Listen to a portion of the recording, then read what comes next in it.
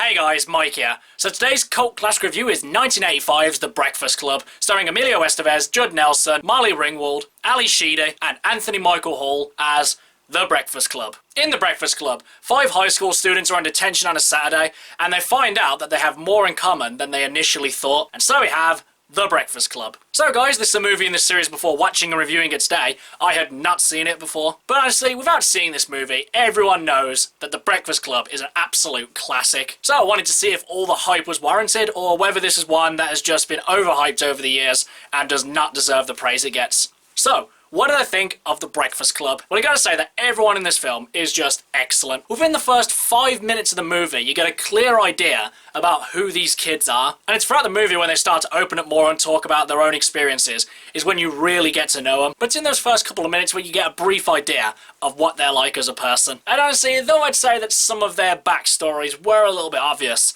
there are some of them who, at first, I probably wouldn't have actually considered that they would have done the thing that actually got them in detention, or they had the kind of background that they did. And something else I noticed as well is that each of the characters actually took on parts of the prophecy from Cabin in the Woods. Now, obviously, this movie came first, and the prophecy from Cabin in the Woods, I'm not really sure whether it's a real prophecy or one they made up for the movie.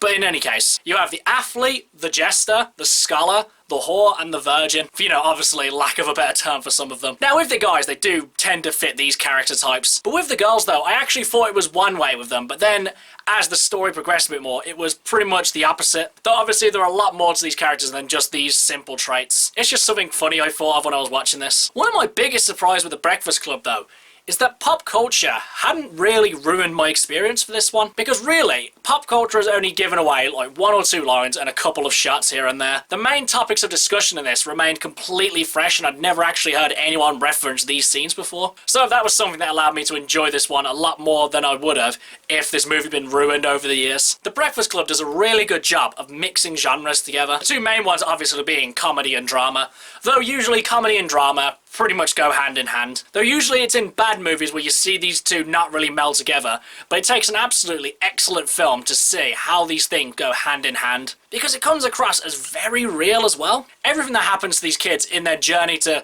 basically discover themselves feels very earned and very real. Like one minute they'll be sitting there taking the piss out of each other, calling each other names, then the next minute they'll sit there and start to get really deep and start talking to each other on a personal level, then the next scene they'll just turn on each other, and then somehow someone manages to bring it back to a funny place where they can all just kind of let their guards down again. And that theme carries over constantly through this film. Though actually, I'd say my only real issue with The Breakfast Club kind of came with the ending. Now, this is a bit of a spoiler for the movie, but it is over 35 years old, so you know, you've been warned. My issues came with the people that each of them actually ended up with. Like, for example, Judd Nelson and Molly Ringwald's characters. Throughout the movie, the 2 of them just seem to not be able to stand each other, though at the end, they come to understand each other and really realise what each of them is going through. But it's when their relationship became a bit more romantic is when I started to question it. Though in all honesty, I do get this one because it's more of the fact of that he says that, you know, this would be something that your dad really wouldn't like. And I get that. That's something that, you know, makes sense for these characters. And as well, the 2 of them obviously come to understand each other a bit more, and probably through this they find a bit more attraction to one another. So really, this relationship, though initially a bit odd, I do understand where it's coming from. My main one was with Emilio Estevez's and Ali Sheedy's characters. Now, throughout the movie, these 2 don't really seem to show any kind of romantic interest in one another. They're friendly enough towards one another, just about the same amount that each character is to one another. But towards the end, obviously, she has a big makeup scene where she's turned from the tomboy-esque, not really attractive girl to the absolutely turn-around, beautiful girl. And then all of a sudden, he's pretty much head over heels for her.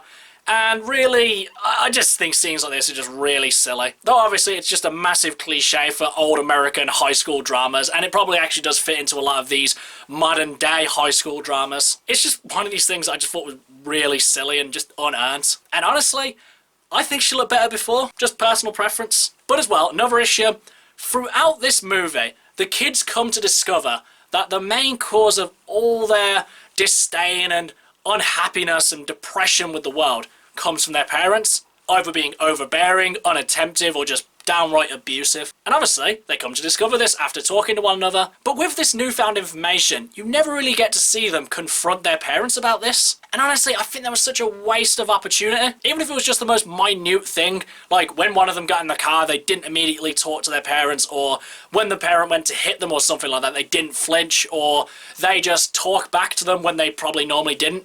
Just something little like that, and I would have been satisfied, and I would have felt that the journey was really earned. Obviously, I'm not saying that the journey wasn't earned, I just thought it would have added a lot more to it. But you know, that's just me. So guys, would I consider The Breakfast Club a personal cult classic, and would I recommend that you guys should see it? You don't even have to watch The Breakfast Club to know what a mark this movie has left on cinema. This movie is 100% a cult classic. Whether you like it, whether you love it, you cannot deny the outstanding quality of this film and just the impact that it's had on movies. Though I wouldn't call this one a personal cult classic. Nothing against the movie, it's just I figured that if I'd grown up with it a bit more, or I'd watched it a couple more times and it had more time to kind of sink in and settle in as to why I really love this one, I would absolutely probably consider this one a cult classic.